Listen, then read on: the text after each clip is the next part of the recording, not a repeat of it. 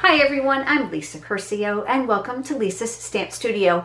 Easter is around the corner. As a matter of fact, this year it's super early in March. It's the end of March.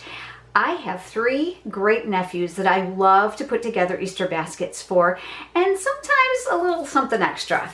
I've also liked to give something out to my family and my close friends, but it can't be expensive because I like to give a lot of them. And I've come up with a really cute holder for a mini cup. Now this mini cup idea was actually originated by Becky Roberts. She came up with a fabulous template, which I will be sharing with you on my blog to cover these, as well as the resource on where to purchase them. But I've designed a holder for a single cup.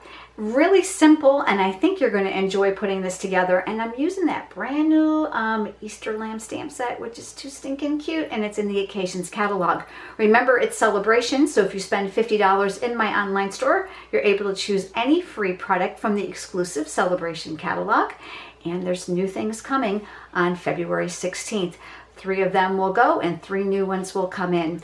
Also, when you place an online order in my online store, you'll be able to get a free featured project PDF tutorial, and I don't require a minimum purchase for that.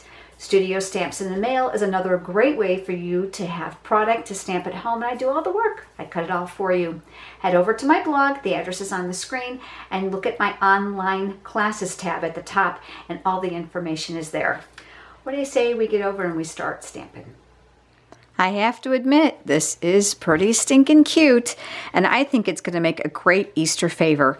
Now, it's going to have several steps to it, so you're going to have to bear with me. And remember that you don't have to be writing all this down while you're watching the video. I'm going to put it all on my blog, as well as the template for this cup. So let's get started. I'm using Blushing Bride cardstock.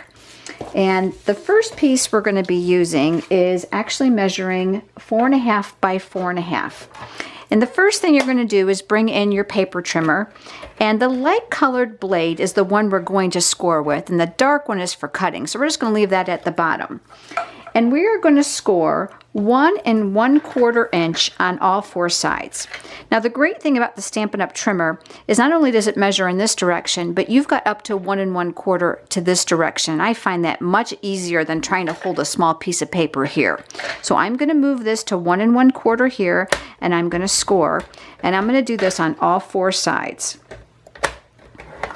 You're also going to need to cut 2 pieces of 2 3/4 by 8 inch. The beauty of this is this all comes from one sheet of 8.5 by 11 cardstock. This is going to be scored on the long end at 2 inches. So I'm going to line that up here on the trimmer and 2 inches, and you're going to do the same thing on both sides. That is it for cutting and scoring. That's how simple this is. Okay, here's my bone folder, and I'm going to fold on all of those lines that we've just scored. And then the 2 inch mark that's here. This is actually going to make the carrier itself, the handles, and this is going to be the base. Now I'm going to bring in a piece of grid paper. You're going to take your scissors and you're going to snip to the first score line on 2 opposite sides. So here and here. And then what I did is I kind of cut this at an angle, because I found that if I cut some of this off, it was easier to put it together. So just kind of take half of that square here and just kind of chop it off. Now when you're doing a 3D project, I always like tear and tape or a really strong glue, because you don't want it falling apart. So I've got my tear and tape here. I call it tear tape, tear and tape. Doesn't that seem like it's just too many words? And I'm going to rip off small pieces, and I'm going to put these in all of those 4 corners. Okay, once the tape is down, you're going to need to burnish it with your finger, which means just make sure you press it in really, really good. I'm using my paper piercing tool because my nails are really short, and I'm just going to lift off the paper backing. So this one then gets folded to the inside, and I'm just going to fold here at the crease. Do you see how this is going to start to make a box? And I'm going to do the same thing here. That folds in, and I'm going to do this all the way around till the box is formed. Okay, so we have our insert for our box, and this is the perfect size to hold that little mini coffee cup. These pieces here are the piece that are going to be the base of that holder. So real simple, we're just going to add some more tear tape. And I'm going to put a piece here at the end. I'm going to put my fingernail here before I tear, and a piece here. The cup itself is small and it's very lightweight, so I'm not worried about like covering every inch of this base. I haven't had any issues with it. So I'm going to take the paper off just like I did on the sides. And then I'm going to lay this one directly on top of this one. So this edge is going to be right at the crease. And I'm just visually lining up the sides. Okay, so far so good, right? I also cut a piece of Designer Series paper. This is from the English Garden Designer Series paper pack, and I love it because it looks like spring. This is cut 2.5 by 5 3/4, so it's going to kind of fit on here paneled like you would put on the front of a card. So I'm just going to use my adhesive, and you've got to love that all the designer papers with Stampin' Up! Are double-sided, so even if you don't like that really frilly front, you've got some fun stripe and patterns on the other side. And then this is going to go right here on the front of this tab. Now, if you're really, really picky, you can do the other side. I chose not to. Now we're going to put the box inside. So again, back to some tear tape. I'm going to put several pieces here on the bottom. That's going to hold it inside the holder. And I'm going to put a couple pieces here on two opposite sides, which is going to hold it the sides up inside the holder. So make sure you get the right two sides. Boy, I've done that. That is not fun. Had to make it all over again. Come on, you're with me. You've done that before, right? Okay, so that's going to go here. Okay, so same thing. Back to the paper piercing tool. I worked with the bottom first. I find that taking all the paper off, the whole thing at one time, just was a sticky nightmare, and it just was too hard to control. So what I'm going to do is I'm working within this area right here, and I'm just visually looking to put my box in there, and then I'm just going to press. Now I can take off one side at a time and adhere the two sides. Now see, I've got to burnish that. That didn't stick really well. There we go. Really important that you push that tape down. Otherwise, when you try to lift it, you can actually pull the tape itself off. So you got to make sure you press. And then this side is going to go up. And now the other side. And then here is our other side. So this obviously is our front. The next thing I'm going to do is I'm going to use the large oval punch. And I'm going to use this to make a handle. So I'm going to come in here. Oh, I'm coming down maybe an inch. And just to see that it's symmetrical, I'm checking the paper on both sides just to kind of see if it's even, and I'm going to squeeze. Now, you're not going to want to try to punch through all of this. It will jam your punch. Ask me how I know that. So in order to get this lined up, I tried going through this again, and it really didn't work. There was just a small amount of catching here. I am going to make a small pencil mark just as a guide of where this is going to go. And honestly, it's super forgiving. You doesn't have to be dead on. So there we go. So now we've got the handle. Now let's talk about the little mini cups. Over on my blog, I'm going to put the information on where I've purchased these. It's a company called Webstaurant.com. You can thank Becky Roberts for that resource. She was the one who really introduced these little mini cups first, and I've just loved them. She also provided the template for the cup itself, and that will be on my blog as well. So my props to Becky. I then took the template and I traced it on the wrong side of the Designer Series paper, only because this was easier for the pencil marks to view versus this. And because you're tracing it, you're going to want to cut directly on the traced line, because otherwise it's going to be a little bit too big. So I'm cutting right on that pencil line that I have traced. I did that ahead of time on the video. You all know how to trace, so you didn't need to watch me do that. Right on the pencil line, and we're just going to cut this out. So now we're going to put this on the mini cup, so we're going to need to add some more tear and tape. Now, I want you to be generous. So I want some pretty much covering the whole thing. So I did it in small sections. Sorry, my paper is spinning here. I did it in small sections. Because of the curve, there's really no way to put it all down at one time without it kind of buckling. The reason you want to cover the whole thing is that if you don't, I found that it creates a bubble in the center of the wrap as I have put it on the cup. Now, if you're already thinking ahead of me and thinking, oh my gosh, we're going to put this curved thing on that curved cup, it's never going to work. Yeah, come on, it will. I've taught this to a lot of people and they've all had successful attempts.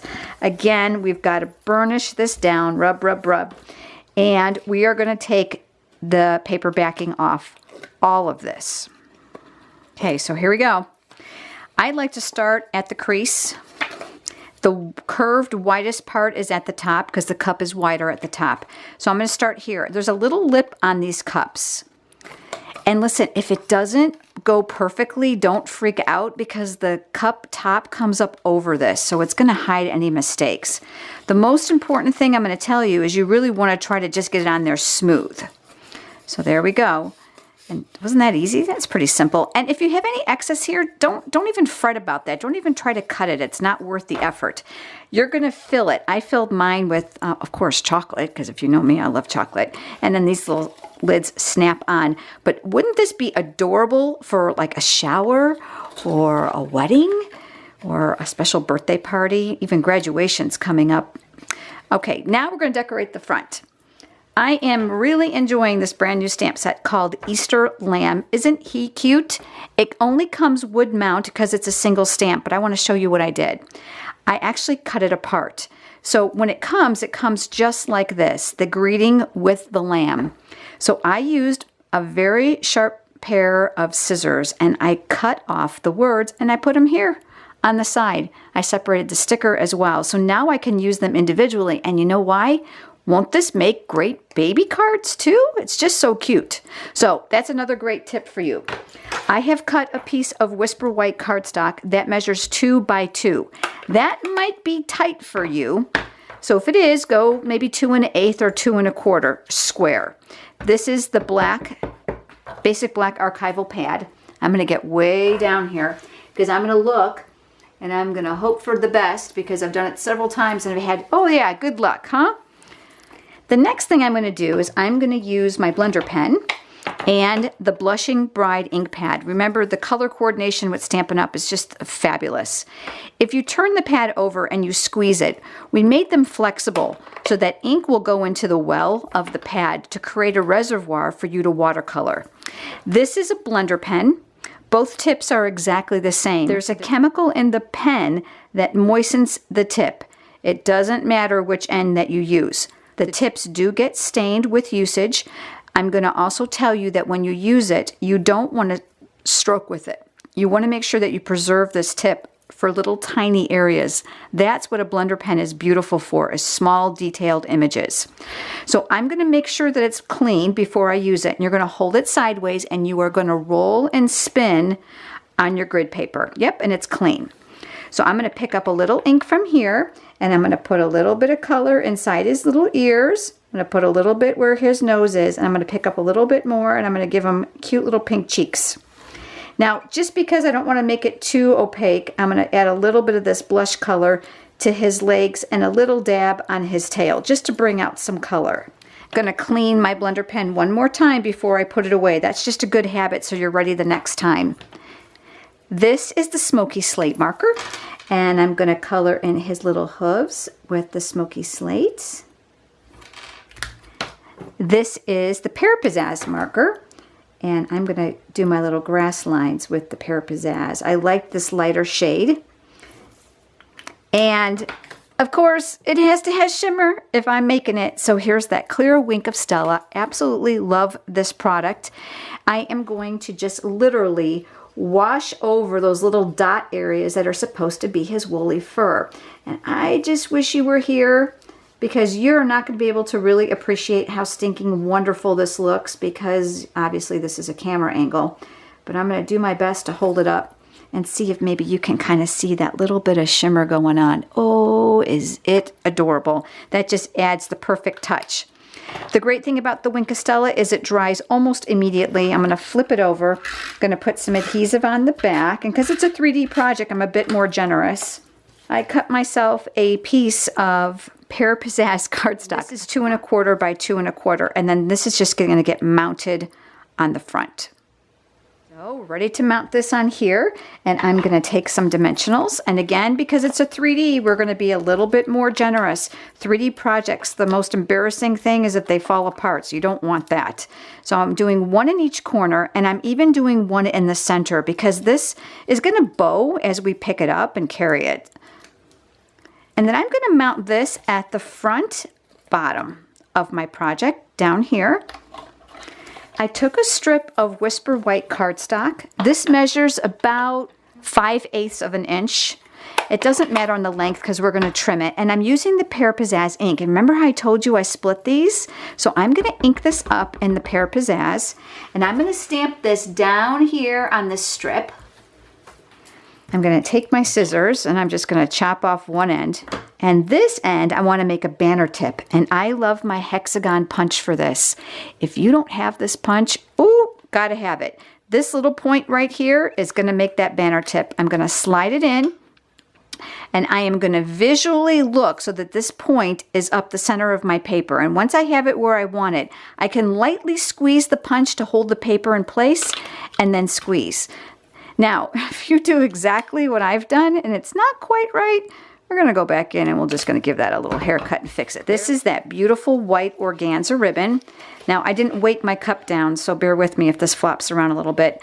I would say this is probably about 20 inches. I'm thinking probably 18 is going to be enough, but I just loved the white ribbon. And then we're going to tie a bow. And everybody was like, I don't know how you always make such pretty bows. You know, you guys are funny. And here's a true story. When I was little, my grandmother worked for a furrier back in the day, way in the day. And when she would work on a Saturday, she would take us with her. And we would sit all day and we would just tie bows on a spool of velvet and satin ribbon. So I got to learn how to tie a bow. All right, so here comes our words. Obviously, you're going to give this a haircut. Okay, so we've got our little haircut there. And last but not least, you're going to need your glue dots. And then you're just going to need one. So I'm going to peel back one. I'm going to put this lower corner is where I put it. Now, if you want more, you can. I've tucked this up underneath here so that it looks like it's going to be part of the bow. So look at that. Now, that wasn't hard, was it? I love the fact that all the dimensions for the carrier that I've designed are really simple. There's no funky dimensions, so it's easy to do. Today's project, the one that I've made beforehand, and I hope that you can think of lots of uses to create this. Remember, head over to my blog. All the dimensions and the pattern for the cup are there. Also, remember, you can place an order in my online store and get a free featured project PDF tutorial. And I don't require any minimum order for that. I thank you so much for your business and for watching, and I'll see you again soon. Have a great day, everyone.